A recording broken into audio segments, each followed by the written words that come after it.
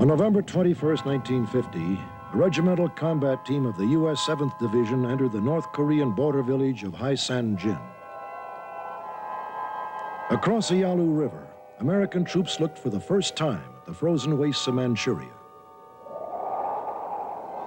With the war in Korea just 5 months old, the United Nations Army stood at victory's threshold. A Thanksgiving dinner in the field was sweetened by the thoughts of Christmas at home. Nearby, in the area of the Chosin Reservoir, 2 regiments of the 1st Marine Division prepared to launch their final offensive of the war. Despite ominous signs of Chinese intervention, they moved north to seek out the bloodied survivors of the North Korean Army. Then, with bone-chilling suddenness, thousands of Chinese regulars swarmed out of the hills and attacked the Marine column. The road behind them was cut. Ahead, the frozen mountains teemed with a new enemy. The trapped Americans began a nightmarish withdrawal. With victory slipping from his grasp, Douglas MacArthur called it an entirely new war.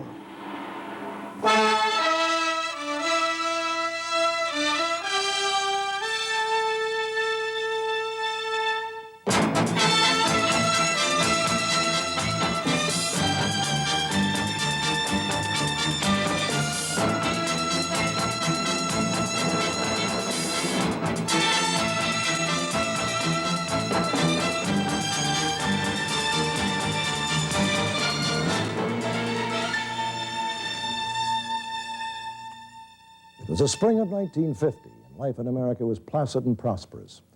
5 years of peace had helped dim the painful memories of World War II. But elsewhere, the world was again unrestful.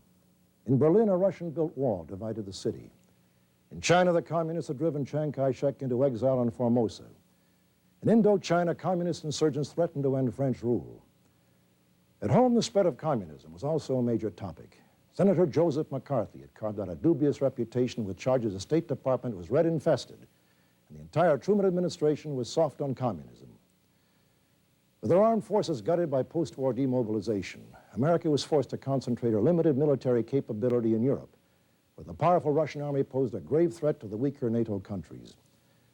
In the Far East, the United States had guaranteed the security of the Philippines and Formosa. But South Korea, rumors persisted that a takeover by the communist North was imminent, had been excluded from the nation's defensive perimeter. Against this background, on a quiet Sunday in June 1950, Korea exploded, and America was again at war. During the next 2 hours, we'll examine our involvement in that war and its rapid escalation during the tense and emotional first days. We'll watch as the UN Charter endures its first test. We'll examine the controversial decisions that were made, military and political, and the bitter disagreements that caused the conflict to deteriorate into a hopeless no-win situation. Finally, we'll consider the war's legacy and explore the reasons why, when it ended, it was so quickly put from America's mind. In a moment, Korea, the forgotten war.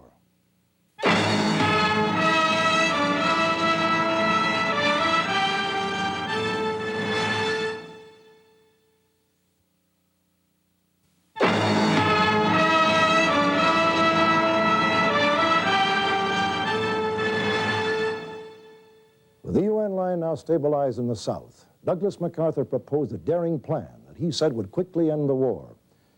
North Korean supply lines were now dangerously extended. Their army was wholly dependent on supplies flowing through a critical road and rail junction at Seoul, halfway up the peninsula. MacArthur's plan, to land amphibious forces at Incheon, east of Seoul, quickly seize the capital and cut the enemy's line of supply. Coupled with an 8th Army breakout in the south, it would trap the North Koreans between the 2 UN armies and end the war. The plan had its problems. The port of Incheon, accessible only through 2 narrow channels, had sweeping tides that rose and fell up to 30 feet within hours. Support ships could go aground on the thick mudflats exposed during low tide. Said one critic, make a list of amphibious don'ts, and that's Incheon. Encouraged perhaps by his stunning successes with similar operations during World War II, MacArthur persisted. No one chose to stop him. With Incheon, the war was about to enter a new and highly controversial phase.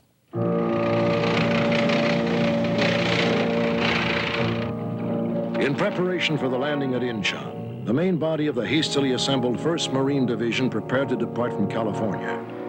As their brothers in the 1st Provisional Marine Brigade fought desperately to hold the Pusan perimeter, the regulars and reservists boarded transports bound for Japan.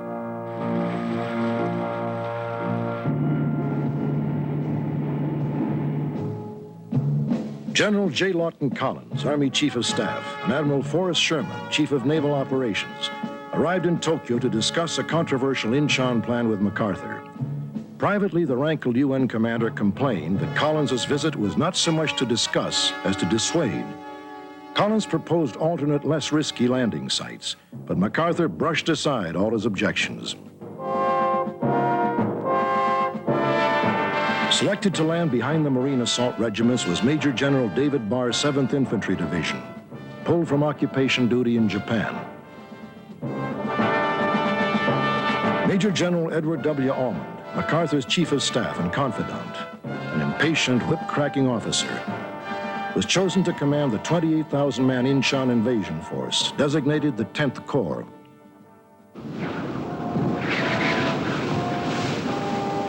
In mid-September, Admiral James Doyle's task force left Japan, carrying the 7th Division and the 1st Marine Regiment. The Marine Brigade, just released from combat duty on the perimeter, had shipped out of Pusan. On the Pusan perimeter, General Walker's 8th Army, minus the Marine Brigade, consolidated its positions in preparation for an offensive in conjunction with the landings at Incheon. Air operations against the invasion area began.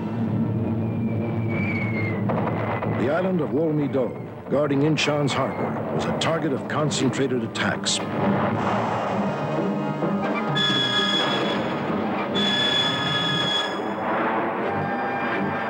At the same time, Navy jets struck at North Korean airfields. Other targets of opportunity within a 100-mile range of the city were also hit. Alternate landing sites were attacked to confuse the enemy.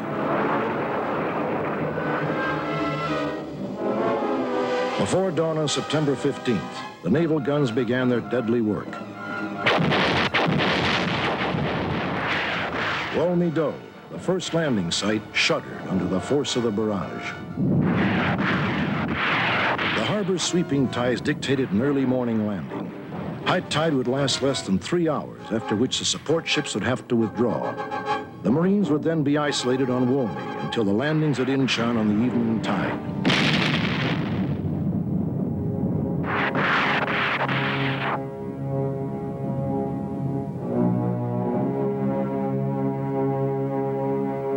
The 3rd Battalion, 5th Marines, having raced up Flying Fish Channel during the night in transports, hit the Wolmi beaches at 0633. They encountered light, inaccurate fire. Aboard his flagship, Douglas MacArthur watched the opening moments of the invasion. Ashore, the 3rd Battalion fanned out and moved inland. 6 Pershing tanks joined the action. MacArthur saw the flag raise the top radio hill. "That's it," he said. "Let's get some coffee." Ashore, the Marines fought across Wolmi.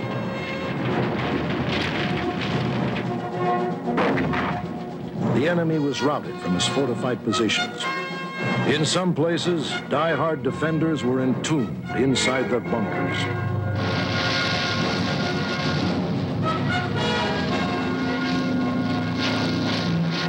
Marine fighters flew in close support of the operation, pounding the Wolmi hills with rockets and napalm.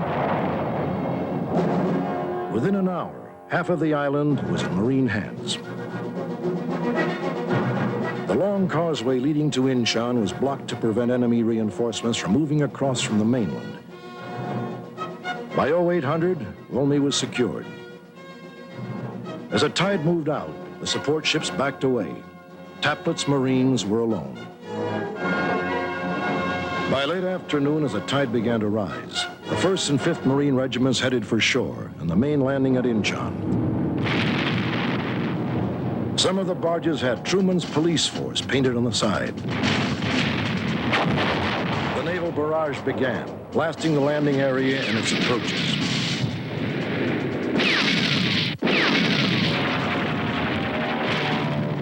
Above, low-flying fighters swept across Incheon, their blazing attacks meant to isolate the landing points. A pall of thick smoke soon covered the city. The landing plan called for 2 battalions of Lieutenant Colonel Ray Murray's 5th Regiment to land at Red Beach, a stone seawall at the edge of Incheon City. At the same time, Chesty Puller's 1st Marines were to go ashore at Blue Beach, 3 miles to the southeast. After landing, the 5th Marines would attack through the city while the 1st Regiment enveloped it. At Red Beach, the 5th Regiment reached shore at 5:33 p.m., taking immediate fire from nearby bunkers. The Marines moved inland to seek out the entrenched enemy. To the south, the 1st Regiment's assault was a bit more chaotic, with several units landing at the wrong place. Colonel Chesty Puller's Marines scaled a 15-foot seawall and moved inland against sporadic fire. They quickly established a firm beachhead and cut the southern approaches to Incheon City. By day's end, 13,000 troops were ashore, including weapons and equipment. Casualties had been light. As the tide receded, some of the support ships went aground on the oozing mudflats. All key points within Incheon City were in Marine hands. But the capital at Seoul still lay 25 miles away, and enemy reinforcements were speeding toward the beachhead.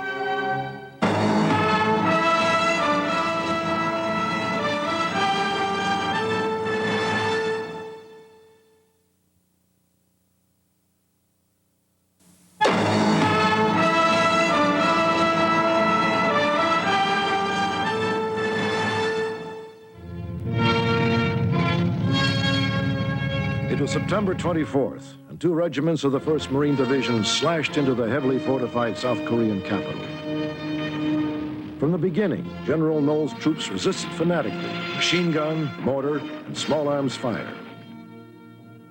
While Murray's 5th Regiment drove in from the northwest, Chesty Puller's 1st Marines assaulted the city's center. In the southwest, the 7th Division's 32nd Infantry attacked alongside the 17th Rock Regiment. To the north, Colonel Homer Litzenberg's newly landed 7th Marines enveloped Seoul to block the northern escape route. General Almond pressured Marine General Oliver Smith to press his offensive, bypassing enemy strong points if necessary.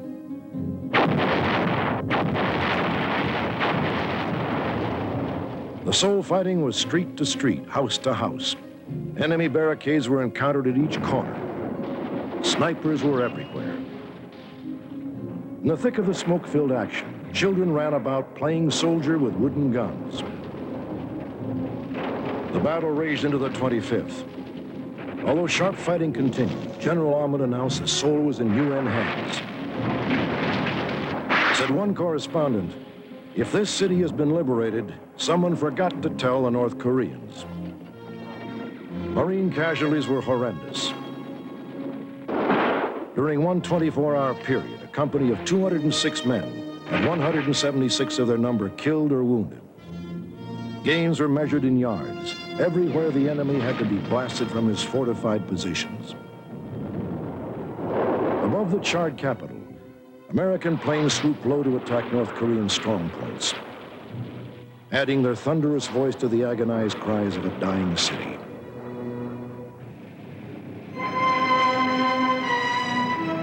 UN reinforcements continued to enter the battle zone. At Kimpo Airfield, the 187th Regimental Combat Team, an airborne unit, arrived to bolster the area's defenses and prepare for imminent action. To the south, 8th Army tanks continued their pursuit of the battered North Korean forces. On the morning of September 27th, after a lightning thrust up the Korean peninsula, L Troop of the 1st Cavalry Division 7th Regiment made contact with the 7th Division's 31st Infantry above Osan. The 8th Army and the 10th Corps were now joined, trapping thousands of North Koreans in the south. In Seoul, the enemy's futile defense slowly petered out. Final pockets of resistance were eliminated. By the 28th, the blackened city was again in UN hands. Only a handful of General Knowles' forces were able to escape north. Enemy resistance in South Korea had virtually ceased to exist.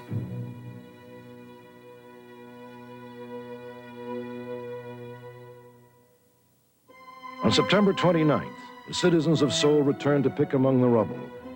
General MacArthur and President Syngman Rhee rode triumphantly into the city. At the shell-torn national capital, with the smell of death everywhere, MacArthur turned the city back to Rhee. Said the tearful president, "We love you as a savior of our race." Whatever lay ahead, Incheon had been the general's finest hour. As UN forces pursued the defeated enemy northward, a MacArthur broadcast called for the North Korean army to lay down its arms. Specially equipped UN transports boomed surrender pleas to the fleeing enemy. Leaflets guaranteeing safe passage were also dropped. Entire units turned themselves into the 8th Army forces. In the center of Korea, Walton Walker's troops moved through Uijeongbu toward the North Korean capital of Pyongyang. On the east coast, ROK forces crossed the 38th parallel and struck out for the port city of Wonsan. Allowing American forces to cross the dividing line between North and South came amidst a confusion of opinions. Originally, only ROK forces were authorized north of the 38th. But newly appointed Secretary of Defense George Marshall urged MacArthur to feel unhampered in proceeding into North Korea. Said the general, "I regard all of Korea open to our military operations." Respectful of MacArthur's post-Incheon popularity, the Joint Chiefs gave him the broadest mandate, suggesting that military necessities dictate his future operations. In a highly controversial move, MacArthur pulled the 10th Corps out of the line for amphibious landings on the east coast of North Korea, designed to cut off retreating enemy forces. Many felt that Armand's Corps should join in a hot pursuit of the beaten enemy, but no one dared openly question the general's judgment. While ROK units drove up the east coast, the U.S. 1st Corps, spearheaded by the 1st Cavalry Division, pushed northward, seeking contact with the enemy.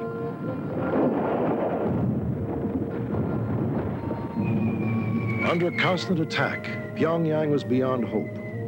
After exhorting his forces to fight to the last, Premier Kim Il-sung fled north. Supported by naval guns, South Korean troops entered the port of Wonsan on October 10th. 5 days later, President Truman flew to a Wake Island conference with General MacArthur. The two men now held widely differing views on the conduct of the war. A chilly atmosphere surrounded the brief talks. Truman was troubled by communist Chinese threats to enter the war in support of North Korea. But MacArthur saw little chance of any significant Chinese intervention.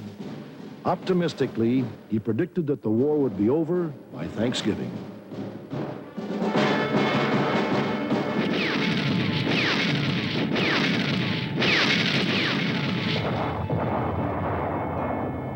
South of Pyongyang, 8th Army troops began their advance on the city. Its fall would open the way for a rapid advance to the Manchurian border. There, tens of thousands of Chinese regulars were already crossing into North Korea.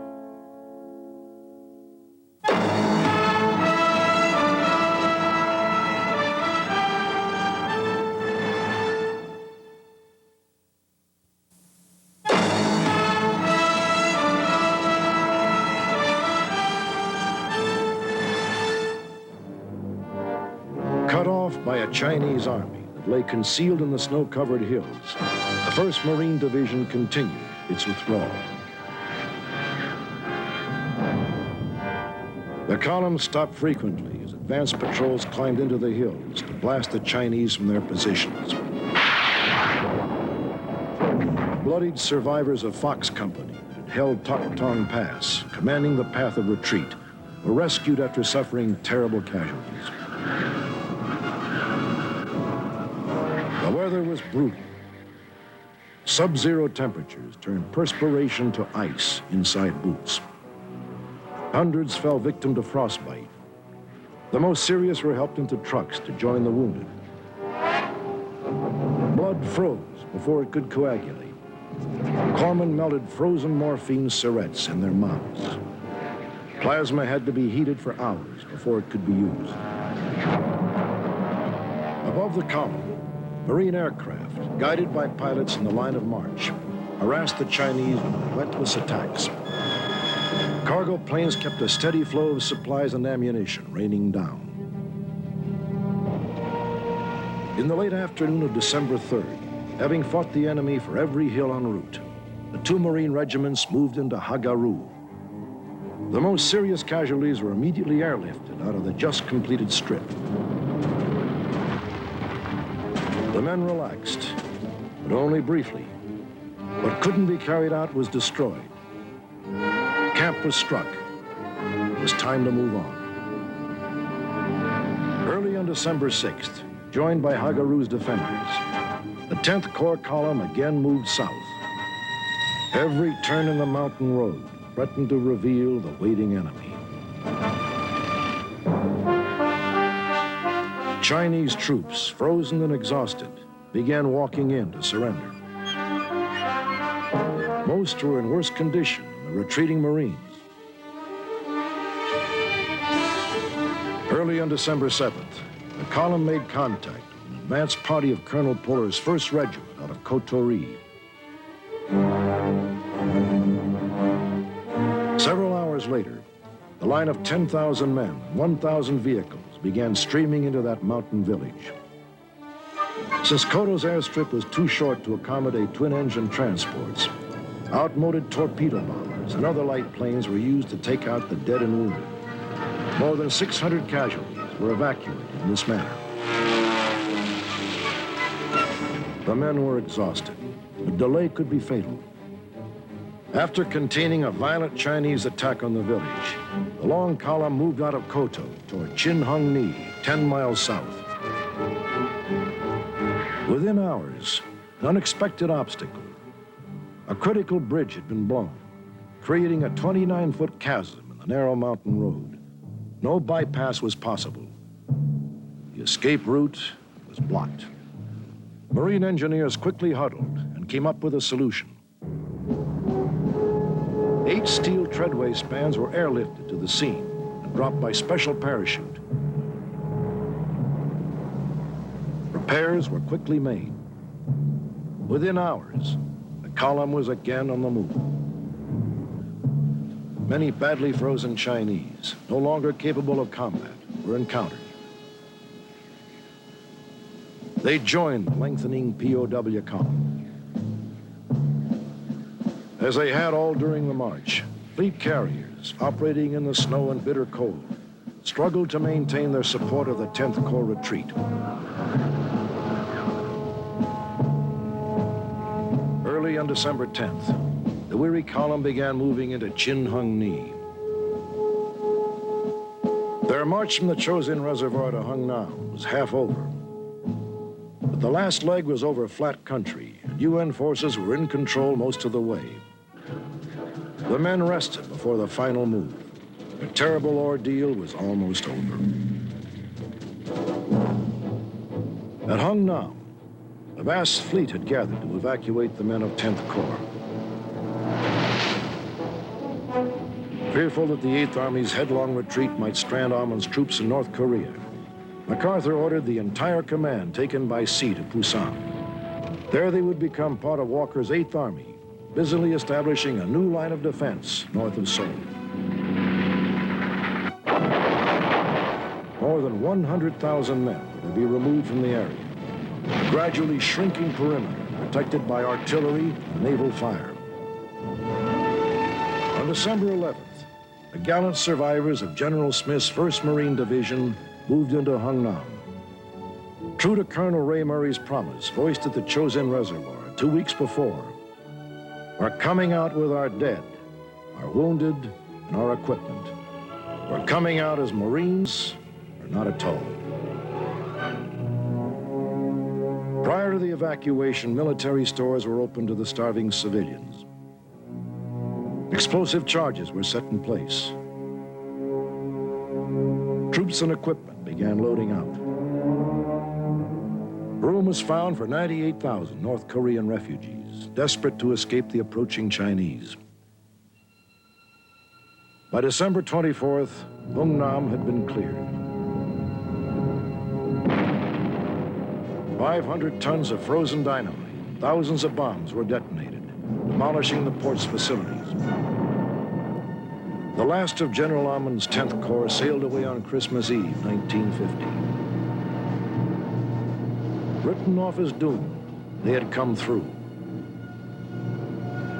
Behind them, in the frozen hills of North Korea, lay the shattered remains of a Chinese army that had tried to halt their glorious march to freedom.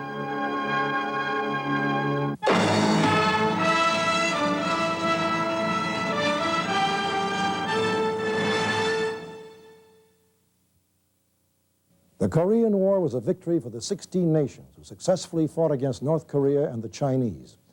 Lives were saved and peace regained. Those courageous men who survived came home to resume their civilian lives, knowing in their hearts that they had won a major battle for freedom and justice. The International Korean War Memorial is to honor the heroic thousands who did not return, and to serve as a constant reminder that bravery and determination are vital qualities for maintaining a peaceful, free world. Felix de Weldon, the world-famous sculptor of the Iwo Jima Monument, has designed a magnificent tribute to servicemen from all branches of the U.S. Armed Forces and the 15 other countries who gave their lives to the entire Korean War effort. But only with your generous contribution can a monument of such tremendous proportions become a reality. It is vital for people of today and of future generations to feel a part of history by appreciating the efforts of so many who fought for their peace and security.